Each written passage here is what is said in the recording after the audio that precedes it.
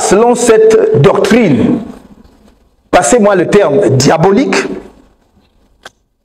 les quelques 8 116 960 électeurs inscrits avant toilettage, annoncés par le directeur général de l'ECAM fin août 2024, pourraient fondre après toilettage et repasser sous la barre de 8 millions par la volonté cynique des responsables de l'ECAM, dont l'objectif est, comme je vous l'ai dit à plusieurs reprises, de bloquer le corps électoral camerounais dans une fourchette allant de 7 millions à 8 millions, et pas plus.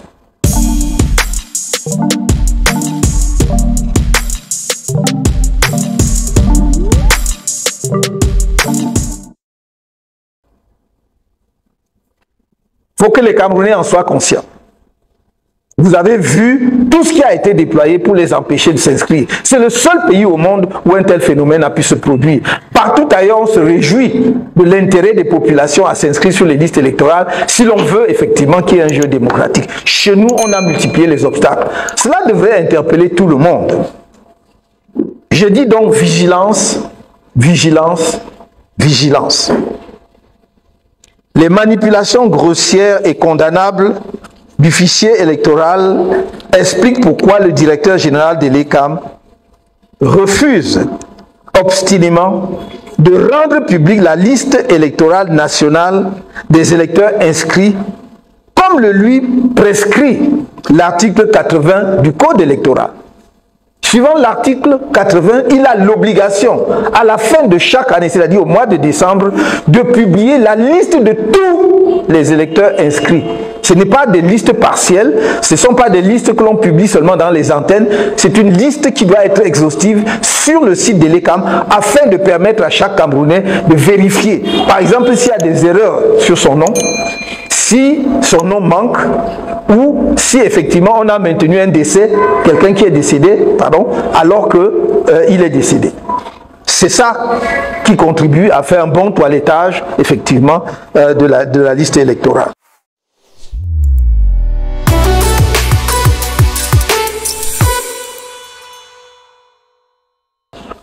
Mais le directeur général de l'ECAM, comme s'il en faisait une affaire personnelle, refuse obstinément de respecter la loi. Nous avons dit ici à plusieurs reprises, et j'ai entendu un ministre dire qu'ils sont là pour qu'on respecte la loi. Nous le voudrions.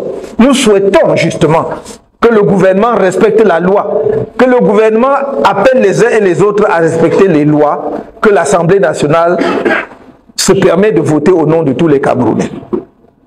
Et là, nous avons un cas patent. Nous avons demandé depuis 10 ans la révision du code électoral à cause justement des défectuosités et des insuffisances. On ne l'a jamais accordé. Mais même ce qui existe dans le code électoral n'est pas respecté. Il faudrait que les Camerounais en soient conscients. Que nous en prenions acte. Il ne s'agit pas de je ne sais quelle agitation, mais il s'agit des faits vérifiables. Chacun de vous, j'ai donné l'article, peut lire l'article 80 du code électoral. Ces manipulations grossières et condamnables du fichier électoral enlèvent à l'ECAM, et notamment à ses principaux dirigeants, toute crédibilité et par conséquent l'autorité morale pour conduire sans soupçon le scrutin présidentiel à venir. C'est l'occasion pour moi d'interroger publiquement le rôle historique joué par la société allemande, parce qu'il y a eu deux. La première, c'est Giesecke et De Vries. Pardonnez ma prononciation, même si j'ai fait des études d'allemand dans une précédente vie, cela remonte à très longtemps. Donc, c'est l'occasion donc de nous interroger publiquement sur le rôle historique trouble joué par la société allemande, Giesecke et De Vries, qui avait gagné en avril 2012 le marché de la biométrisation du fichier électoral à près de 8 milliards de francs CFA pour finalement ne faire que l'informatisation des listes électorales. Parce qu'il s'agissait de mettre en place au Cameroun la biométrie. La biométrie, ce n'est pas simplement de faire l'informatisation, c'est-à-dire on prend des jeunes pour saisir sur une liste et avoir une base de données. Non, la biométrisation, ça va jusqu'au vote. Et que vous votez, vous mettez votre empreinte. C'est cette machine-là qui vous identifie parce que l'empreinte, au moins à 99%, on dit que les empreintes ne peuvent pas se ressembler. Mais voilà, on a payé 8 milliards pour un travail simple d'informatisation. On aurait pu donner un peu plus de travail aux secrétaires camerounais. Elles auraient effectivement fait le même travail. Tu es nouveau sur cette chaîne et sûrement cette vidéo te plaît. Ici, ensemble, nous contribuons au développement de notre continent africain. Alors, si tu veux faire partie de cette incroyable aventure, je t'invite à t'abonner maintenant pour ne rien rater ultérieurement. Je rappelle que ce marché avait été passé dans des conditions suspectes qui avaient attiré l'attention de certains parlementaires allemands. Et je vous renvoie sur le site. Vous pouvez taper 2012. Biométrie au Cameroun, société allemande, vous allez trouver, vous allez avoir tout le dossier et les mois que ça avait suscité, même en Allemagne. Parce qu'à l'époque, on avait même soupçonné un secrétaire d'État allemand d'être également impliqué et d'avoir fait jouer en fait son influence.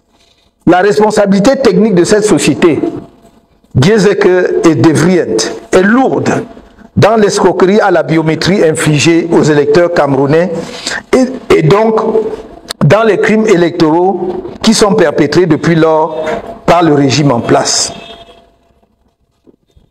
Une autre société allemande, Veridos, est depuis 2015 en charge de la fourniture des équipements pour la sécurisation des données constitutives du fichier électoral, de la fameuse et très suspecte opération de toilettage avec laquelle Elecam fraude et de la très délicate opération de production des cartes d'électeurs. Veridos offre à Elecam, qui est, comme on le sait, totalement soumis au pouvoir, l'appui logistique pour fausser les résultats électoraux au Cameroun. Ainsi, c'est avec son appui technique que le mythe de la première place de la région de l'extrême nord en matière électorale a été construit et vendu dans l'opinion par les officines de fraude du régime. Nous parlons d'une région où des centaines de milliers de citoyens sont pourtant abandonnés à eux-mêmes, sans acte de naissance, ni de carte nationale d'identité. Par quelle magie une région où effectivement les populations sont dans un tel état, où nous connaissons également l'état de paupérisation, par quelle magie peut-elle être le premier vivier électoral au Cameroun? En effet, avec l'assistance technique de cette société allemande, le pouvoir a fait croire pendant longtemps à l'idée fausse qu'il n'y avait plus d'inscrits sur les listes électorales dans l'extrême nord que dans le littoral, qui comprend la métropole Douala, ou au centre, qui abrite la capitale Yaoundé. Comment est-ce possible? Toutes les statistiques, les chiffres officiels, que ce soit ceux de l'Institut national de la statistique ou d'autres sources, indiquent que Douala doit être à plus de 4 millions d'habitants. Yaoundé doit être autour du même chiffre, entre 4 et 5 millions d'habitants. Comment donc la région de l'extrême nord, toute seule, peut-elle avoir la majorité des électeurs, en tout cas le plus grand nombre d'électeurs au Cameroun dans ces conditions? Admettons quand même qu'il y a plus de personnes détentrices de leur acte de naissance dans le littoral et dans le centre qu'à l'extrême nord. Admettons quand même qu'il y a plus de citoyens camerounais scolarisés dans le centre et le littoral que dans l'extrême nord, et qui peuvent donc faire les démarches nécessaires même pour leur inscription. Il faut donc que nous fassions tomber ce mythe.